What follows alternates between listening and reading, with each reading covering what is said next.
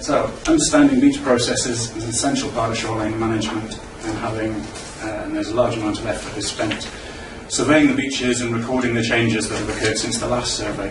This provides necessary and valuable post-event data to predict future changes. Wave conditions are one of the most important factors affecting beach change, and Channel Coastal Observatory operates a network of wave buoys around the coast, giving real-time data on wave conditions. So this study aims to explore the relationship between beach face volume and this data, in particular significant wave height, peak wave period and direction. If significant correlation can be established, that would be a first step towards being able to calculate real-time sediment budget for the coast itself. There's loads of other factors to consider, and any study must take those into account. In the handouts there's a summary of those, which we can go through later if you like, but 5 minutes isn't very long, so I'll just give you a brief overview of the project. There's a lot more detail in the handout, and afterwards we can address any sections you find interesting or worrying. So what I want to do is calculate the volume of sand lost or gained under different wave regimes. Crantock Beach has been chosen as the survey site. There's approximately 500 metres of mostly swash-aligned beach face, and it's in an enclosed cell. The River Gannel has an indirect influence on beach face volume via sediment supply, but it's the waves that shall be determining its delivery, and the waves during high tides that have the greatest impact. It's these high tide waves that are of most interest. So, 3 longshore transects shall be established, one at the base of the dune and one at the start of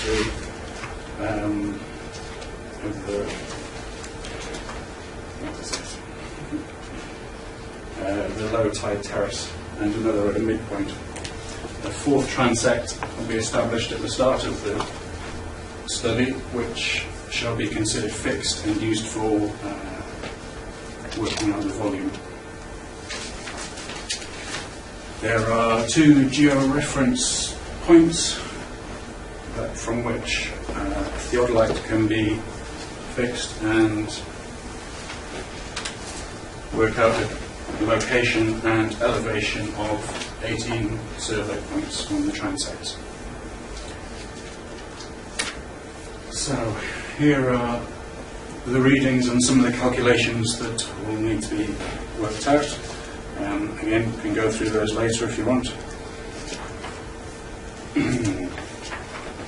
Surveys shall be conducted at low tide before a 7 metre or greater tide is forecast, and again 2 tides later, and so on until the forecast tide drops below 7 metres.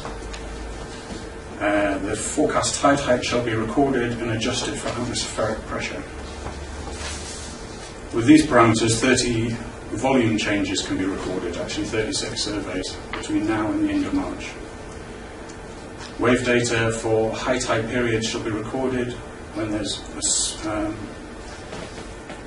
a small amount of variation. The mean conditions will be used. When there's a large amount of variation, the mode will have to be used for the wave data. Meteorological data shall be recorded. Atmospheric pressure, rainfall, wind speed and direction, they all affect beach face volume and must be accounted for. The point survey data shall then be used to create a digital elevation model within ArcGIS.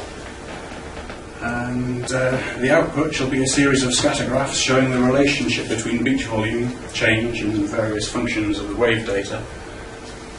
Hopefully, one of them will look a bit more like that. There's the function I'm particularly interested in will be h cos phi over t, which I'll go through if you want. But there's a lot of other combinations worth exploring. If there is any apparent correlation, then Pearson's correlation coefficient shall be calculated, and the critical value shall be determined and used to prove or disprove correlation. It's a brief overview. There's a lot more detail in the handout. Anything you'd like